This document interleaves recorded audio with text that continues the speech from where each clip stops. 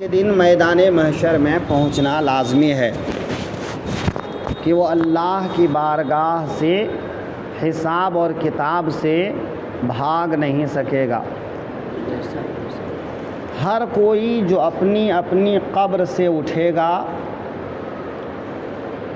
اس کو مرنے کے بعد جو کفن دیا جائے گا، وہ کفن اس کے کھڑے ہونے کے ساتھ ساتھ جھڑ کے گر جائے گا۔ اب وہ میدان محشر کی طرف جائے گا، ننگے پاؤں، ننگا بدن اور غیر مختون حالت میں، کہ نہ وہاں پہننے کو جوتیاں ہوں گی، نہ پہننے کو لباس ہوگا، برہنہ جسم، برہنہ پا، غیر مختون، یعنی جیسے بچہ بغیر ختنہ کے پیدا ہوتا ہے، ویسے ہی بغیر ختنہ کے قبر سے اٹھایا جائے گا، اور پھر میدان محشر قائم ہوگا۔ پھر وہاں پر جو ہے بخشش اور مغفرت کا ایک سلسلہ چالو ہوگا۔ جنتی جنت میں جائیں گے، جہنمی جہنم میں جائیں گے۔ تو ہر انسان کو حساب و کتاب دینا ہے۔ تو میدان محشر کا جو مرکزی حصہ ہوگا وہ ملک شام ہوگا، کہ ملک شام کی جو زمین ہے وہ زمین بہت بابرکت زمین ہے۔ اولیاء کرام جو پوری دنیا میں پھیلے ہوئے ہوتے ہیں، ان میں سے جو زیادہ تر ابدال ہوتے ہیں، قطب ہوتے ہیں، وہ ملک شام میں پائے جاتے ہیں۔ تو ملک شام کی بڑی اہمیت ہے۔ حضرت عیسیٰ علیہ السلام جب اس زمین پر دوبارہ تشریف لائیں گے تو ملک شام کی جو جامع مسجد ہوگی دمشق کی، کہ ملک شام میں ایک شہر ہے دمشق، اسی دمشق کی جو جامع مسجد ہوگی، اسی جامع مسجد کے مینارے پر وہ نازل ہوں گے۔ تو میدان محشر ملک شام میں، زیادہ تر ابدال اور قطب ملک شام میں، حضرت عیسیٰ علیہ السلام کا نزول ملک شام میں۔ تو وہ مرکزی حصہ ہوگا۔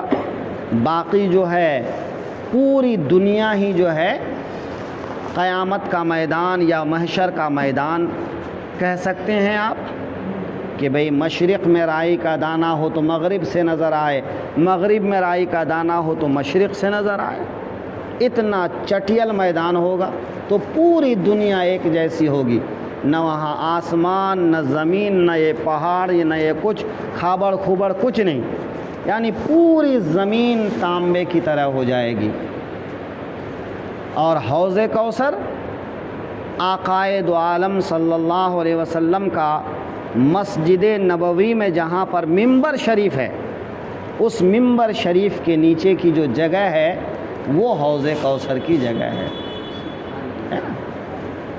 تو بہرحال اینما تکونوا یأتی بکم اللہ جمیعا، تم کہیں بھی ہو اللہ تم سب کو اکٹھا لے آئے گا۔ ان اللہ علی کل شیء قدیر، بے شک اللہ جو چاہے کرے۔ تو جب پلٹنا اللہ کی طرف ہے تو پھر اللہ سے منہ مت موڑو، اللہ سے منہ موڑ کر اللہ کے علاوہ ہزاروں معبود مت بناؤ، اللہ کے علاوہ کسی اور کے سامنے سجدہ ریز مت ہو جاؤ، اپنی امید اللہ سے لگاؤ، اللہ کے حکم پر خوش رہو۔ محنت کرنا تمہارا کام ہے، وسیلہ ڈھونڈنا تمہارا کام ہے، لیکن اس محنت کا پھل اور نتیجہ اللہ پہ چھوڑو۔ بھئی انسان کی مرضی کے مطابق اگر اس کو ہر کام کا پھل مل جائے تو ہر آدمی بادشاہ بن جائے، اس کے نیچے کون تیار ہوتا ہے؟ ہاں؟ کوئی تیار ہوگا کہ وہ کروڑ پتی نہ رہے، وہ ارب پتی نہ رہے؟ کوئی مزدور رہنا چاہے گا؟ کوئی کسی کے ماتحت رہنا چاہے گا؟ ہر کوئی حاکم بننا چاہے گا، ہر کوئی بادشاہ بننا چاہے گا، ہر کوئی مالدار بننا چاہے گا۔ تو انسان اپنی حیثیت کے مطابق محنت کرتا ہے، لیکن اس محنت کا پھل اللہ دیتا ہے، اس کے یہاں طے ہے، جس کو جو ملنا ہے وہ ملے گا۔ لیکن اس کا یہ مطلب نہیں کہ چادر تانے پڑے رہو اور مل جائے گا۔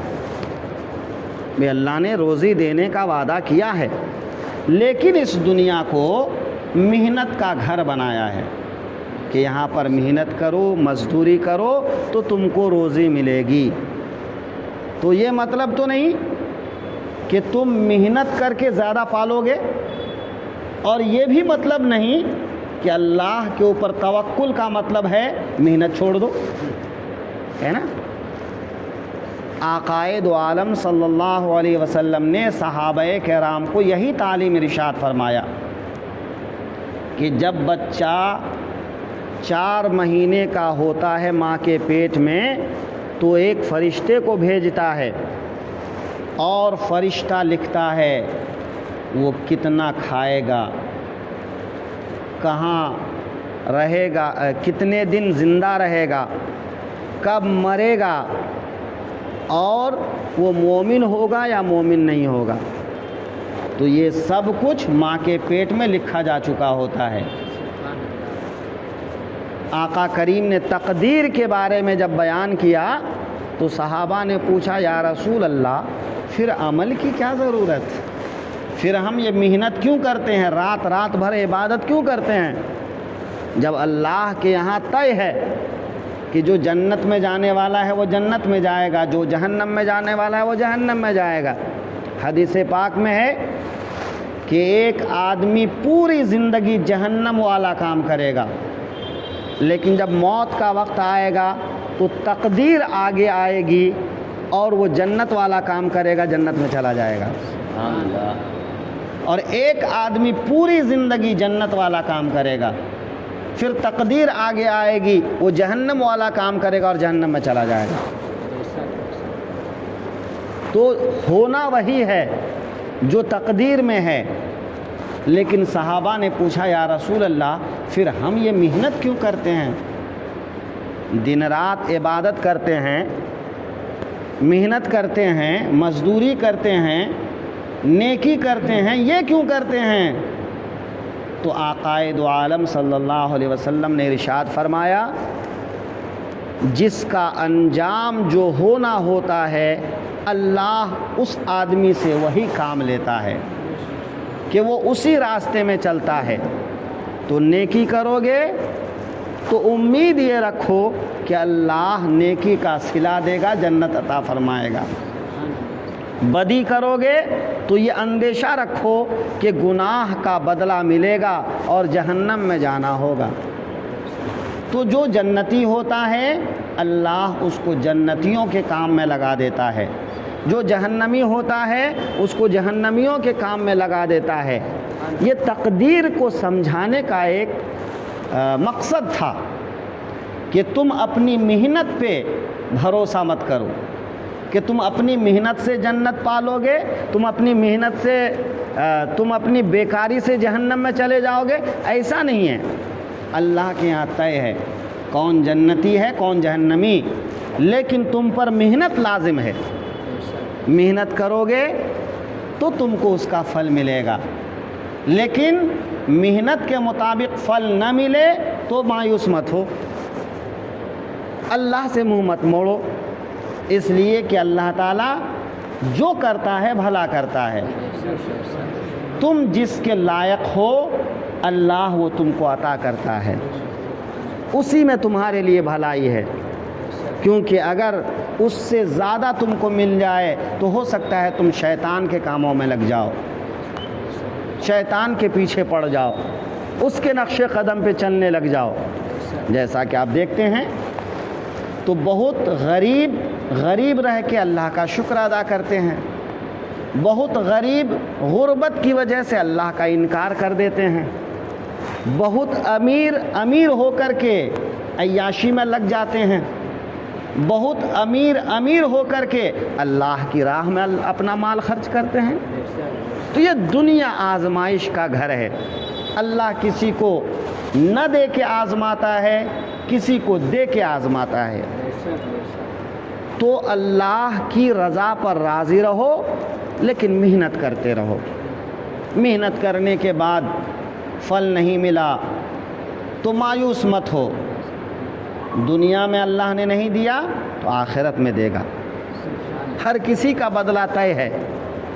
حدیث پاک میں ہے کہ مسلمان کی دعا کبھی ضائع نہیں جاتی، دنیا میں اس کا پھل مل جاتا ہے تو مل جاتا ہے، نہیں تو اس دعا کو اللہ تعالیٰ قیامت کے لیے اٹھا رکھتا ہے، پھر قیامت کے دن اس کا اجر عطا فرماتا ہے نا۔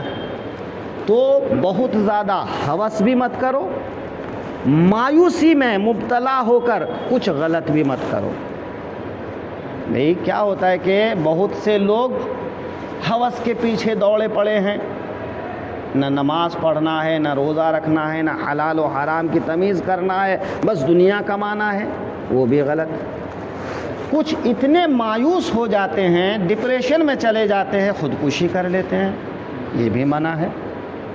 تو جب تقدیر اور اللہ کی ذات دونوں کے بیچ میں بیلنس رکھو گے تو جا کر نہ آدمی ہوس کا پجاری بنے گا، نہ آدمی خودکشی کی طرف جائے گا، ہے کہ نہیں؟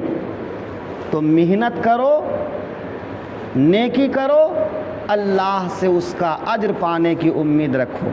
تمہاری مرضی کے مطابق مل گیا، اللہ کا شکر ادا کرو، نہیں ملا تو صبر کرو کہ اللہ کو یہ منظور نہیں، اللہ نے تمہارے لیے کچھ بہتر منظور کر رکھا ہے، کہ ہو سکتا ہے دنیا کی غریبی کے عوض اللہ جنت کی نعمتیں عطا فرما دے، اور یہ بھی ہو سکتا ہے کہ اللہ تعالی دنیا میں بھی خوشیاں دے، آخرت میں بھی خوشیاں دے، یا یہ بھی ہو سکتا ہے کہ دنیا میں خوشیاں دے کر آخرت کی خوشیاں چھین لے، ہے نا۔ تو سب ممکن ہے، اس لیے ایک میانہ روی اختیار کرو، بیچ کا راستہ اختیار کرو، اللہ اور اس کے حبیب کے کہنے کے مطابق چلو، پھر اس کی ذات پہ بھروسہ کر کے بے فکر ہو کے سو جاؤ۔ یہ چنتا مت کرو کل کیا کروں گا، کیا کھاؤں گا، کیا ہوگا نہیں ہوگا، جو ہونا ہے وہ ہو کے رہے گا۔ غفلت میں چادر تانے مت سو جاؤ، کیا کرنا کام دھام کر کے، اللہ نے روزی دینے کا وعدہ کیا ہے وہ دے گا، تو چادر تان کے بیٹھے رہو گے تو اللہ ایسے نہیں دیتا ہے نا۔ وہ دینے پہ آتا ہے تو اندھے کو بھی دیتا ہے، اور وہ لینے پہ آتا ہے تو اچھے اچھوں سے لے لیتا ہے نا۔ تو تمہارا جو کام ہے وہ تم کرو، اس کا جو کام ہے وہ کرے گا، وہ اپنے کام سے بے خبر نہیں ہے، وہ تو علیم ہے، وہ خبیر ہے، وہ بصیر ہے، وہ اپنے بندوں کو دیکھ رہا ہے، جان رہا ہے، سمجھ رہا ہے، تو اس کا جو کام ہے وہ تو اپنے وقت پہ کرتا ہے، وہ کرے گا، لیکن تم اپنا کام اپنے وقت پہ کر لو۔ 5 وقت کی نماز پڑھ لو، حلال حرام کی تمیز کر لو، اللہ کا جو ذکر ہو سکے وہ ذکر کر لو، پھر اطمینان کے ساتھ سو جاؤ، پھر دل میں دنیا کے اندیشات نہ پالو کہ کیا ہوگا، کیا کروں گا، یہ کیسے ہوگا، وہ کیسے ہوگا، یہ سب خیالات اور اندیشہ لے کر کے اپنے آپ کو پریشان مت کرو۔ اللہ جو کرے گا بہتر کرے گا۔ ایک مومن اور غیر مومن میں اسی بات کا فرق ہے کہ جس کا اللہ پہ ایمان نہیں ہوتا ہے وہ یہ سب اندیشہ پال لیتا ہے، اور جس کا اللہ پہ ایمان ہوتا ہے وہ اللہ کی رضا پہ راضی رہتا ہے۔